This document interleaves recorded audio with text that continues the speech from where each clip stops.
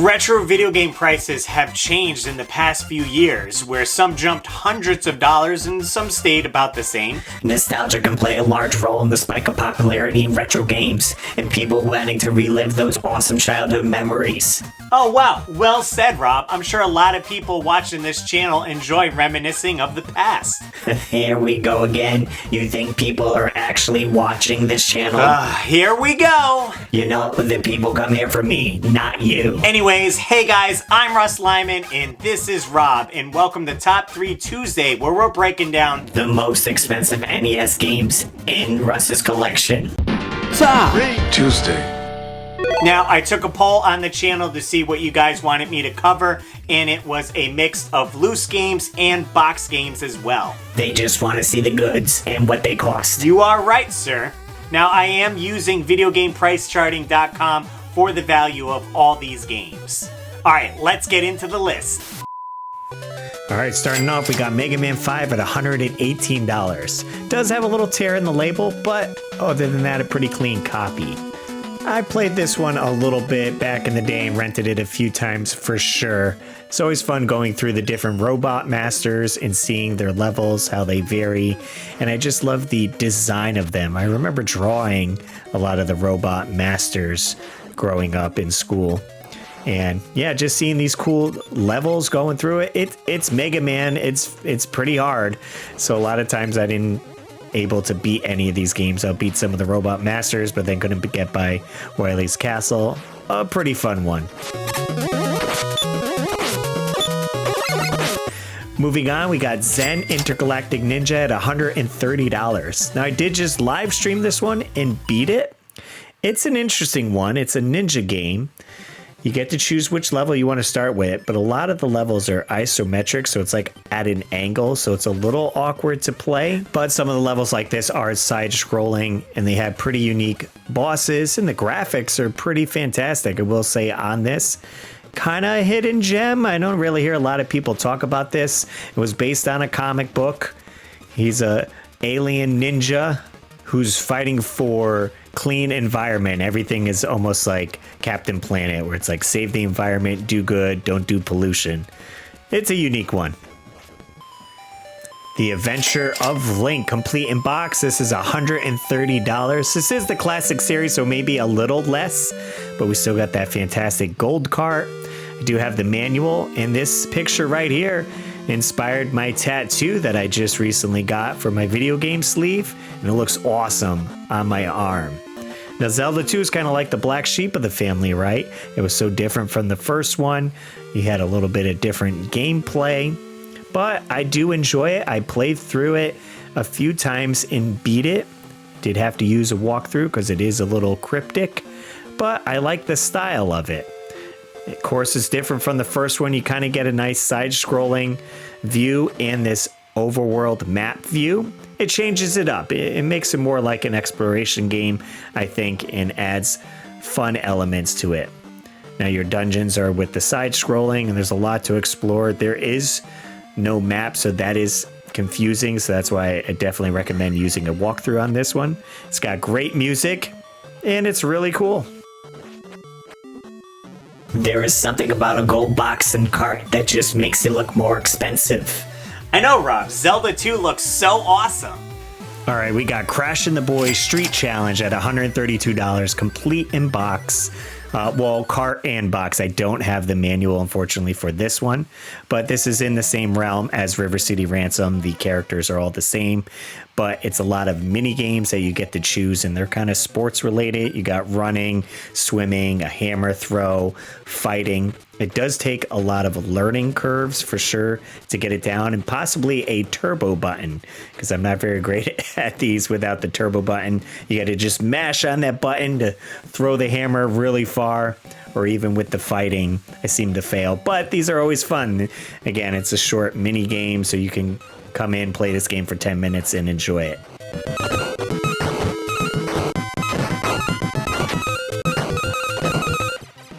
We got Bucky-O here, loose cart, $140. This does have a messed up label, and when I purchased it on eBay many years ago, that's why I got it at a discount. but I'm fine to keep it in my collection. This game is fantastic. We talked about this on the show before. You can choose which level you want to begin with, and you start out playing as Bucky, and you're going to rescue your other pals who got kidnapped, and then you can play as them. And it's a fun one. This one, beautiful colors, great graphics, fun mechanics. It's Bucky O'Hare.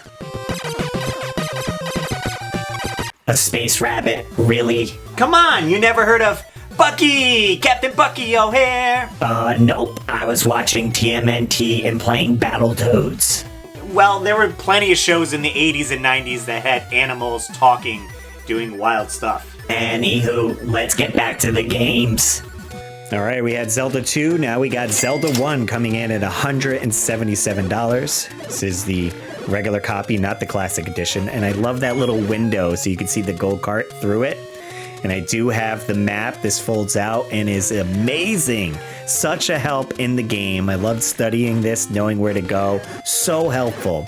The manual, so much backstory with this one here. You can dive into it. I remember bringing this to class, reading it in between periods, loving the artwork. That music just brings you back. Legend of Zelda. This game is timeless, a classic. I played through it many times. You know, I have to revisit it. Hey, don't forget to save. This is a common occurrence playing back in the day when you rented this game for the weekend and then someone saved over your save and you had to start over. Plus, if you rented it, maybe you didn't get the map. But owning this copy back in the day, definitely enjoyed playing through it. I'm glad that I have the complete in box copy and it looks fantastic on the shelf. Love me some Zelda. This next one here, I probably won't see on many people's lists. We got RoboCop 3 coming in at $208 for a complete in box copy. I do have everything with this one. The copy is pretty clean. I got the manual as well, and it comes with a pretty sick poster. I love all the images they have from the movie. It just looks so awesome. And on the back of this poster, they have the previews, games coming soon, and they're letting you know that RoboCop will be on Game Boy, Super Nintendo. The manual doesn't let down. Full color photos, breaks down how to play the game. It's fairly simple. You're just walking and shooting. RoboCop is pretty slow, but he is a robot, right? It's pretty difficult, though. I haven't beaten this game yet, so I got to put some more time into it. RoboCop 3 on the NES.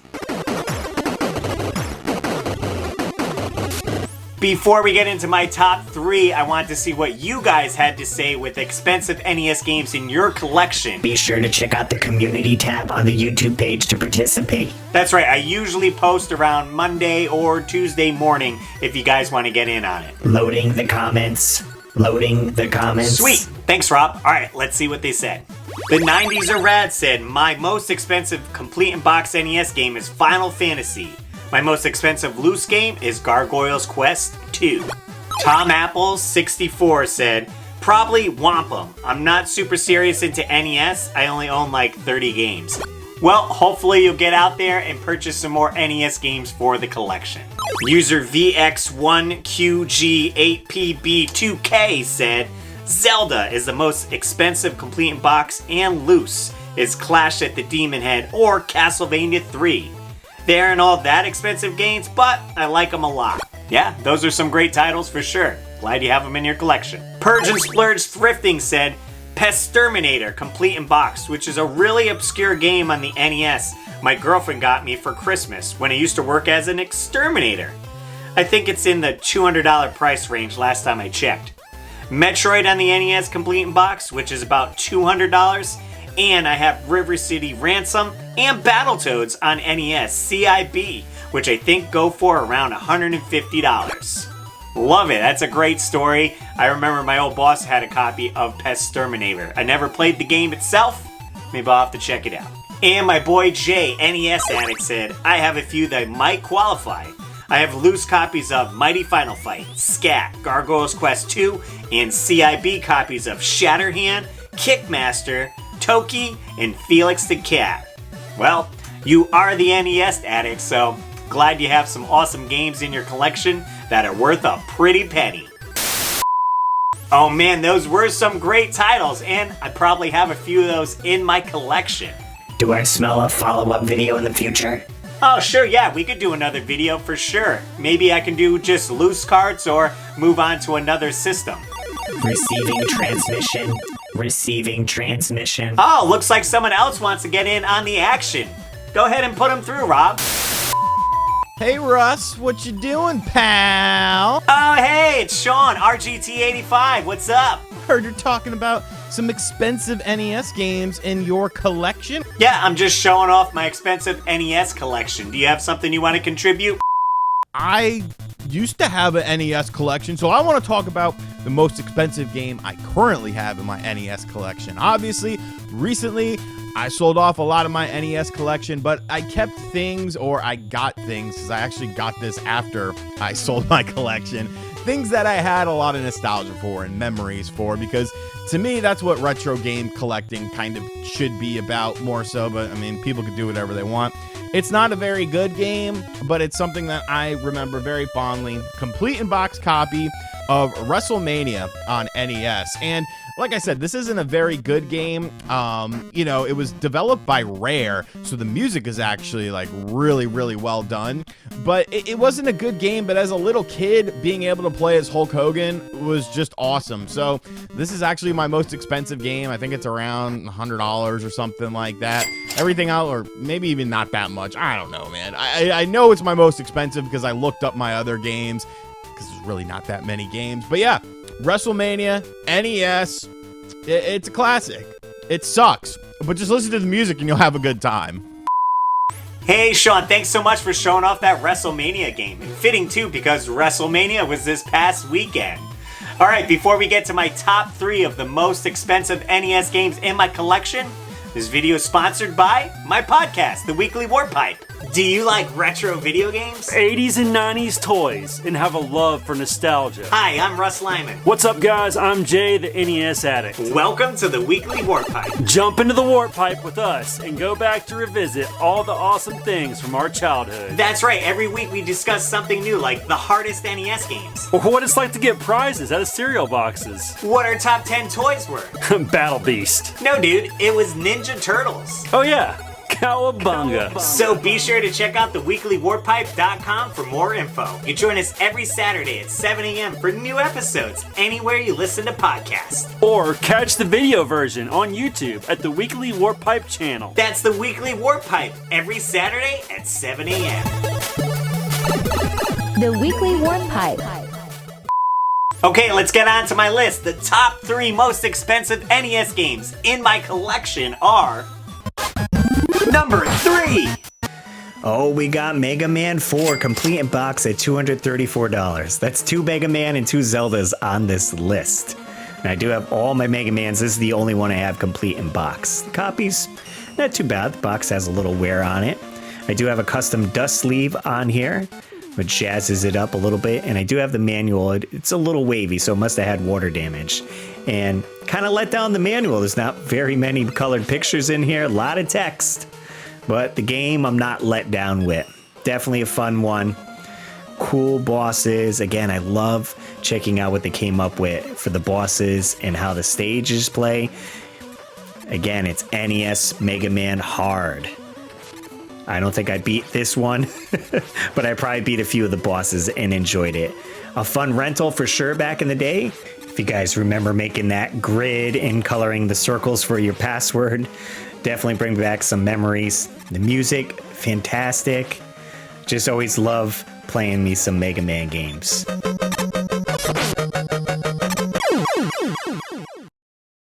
That Mega Man fellow is something else. Do you have beef with Mega Man 2? Yeah, I told him to give my number to his sister Roll, and she never called me. Yeah, well, maybe she didn't want to rush into anything. Number 2! Mike Tyson's Punch-Out, complete in box, $265. I love the art on this box, so classic. That black and red just pops with the pictures, shows you a little bit of gameplay. I do have my manual, but looks like someone took a bite out of it, so it's all right, it still works. The manual is great on the inside. They have a lot of colored photos. They show you how to play the game, and they even show the opponents that you'll be up against. Not all of them, but they give you a tease in their little cartoon format. Now, I am missing the letter that comes with it, unfortunately, but maybe I'll come along one day and get it. The gameplay for this, though, fantastic. Music is killer. I played this one so much, and of course, playing the first maybe 7 guys over and over again, because you get used to how they hit. You're able to beat them so much easy, so I could beat Glass Joe without getting knocked down at all. But when I get to the further guys, it just gets tougher and tougher. Thank God for the password system, so you could come back and try again. And then they put in Nintendo Power the code, so you could get to Tyson, straight to Tyson, and try to take him on. And I never beaten Tyson, unfortunately, yet. He's so fast, so hard. I know if I put enough time into it, NES Addict said he beat it straight up. I know Mega Dan did. One day, hopefully, I'll be able to achieve that.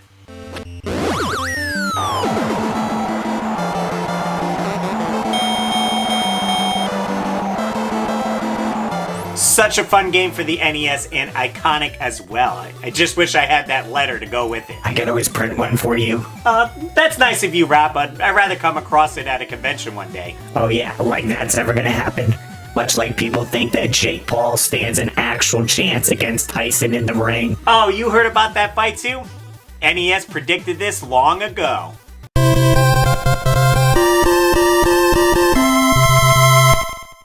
Number 1! All right, my most expensive game is Nightmare on Elm Street Complete Box, $296. Now, I love how the box looks. I think it fits so well with the game. It's a little bit worn, got some creases on it. It just fits with that horror theme. This one you don't see that often. So I got the manual as well. It is in black and white, which, it could have been better. It shows some of the Dream Warriors that you can be and the enemies you'll be fighting in there. And the game is actually 4 players. I played it once, 4 players at the same time. It's a little chaotic, but play as 1 player as well. You're hitting some of the generic enemies here, snakes and bats and stuff, but going around in Elm Street, you gotta go inside the houses and find Freddy's bones, and they'll unlock certain areas that are blocked off. If you don't find all his bones, you can't get to the next area, and a lot of them end up blending in the background. They're almost hard to see, so you have to backtrack through the level to try to find where you missed one of the bones. The controls are a little slippery. Sometimes it's hard to get on to some of the platforms. You'll just slip right off. You do get 5 guys and a couple continues, so they're pretty generous with that. Again, I never beaten this one. Hopefully one day I will be able to. And they have the boss fights where, Freddy's kind of something. He's either a hand coming out, very unique, and they do a dream cycle, almost like in Castlevania 2, the day to night cycle. This one you fall asleep and now the enemies change. They're a little bit harder. And this is where if you got the power up, you would be able to play as a Dream Warrior. Now I love me Nightmare on Elm Street. They even came out with an awesome NECA figure, which I picked up, and it mimics the NES box. The figure looks fantastic. I've done a cosplay of this as well. And they even made a pop file in the NES color scheme. Nightmare on Elm Street, the other horror game that I don't see a lot of people talking about, and it's the most expensive game in my collection. That guy Freddy is hilarious. I like him way more than Jason. Well, just because Jason doesn't talk doesn't mean he's not cool. I guess I'm just a sucker for all his one-liners.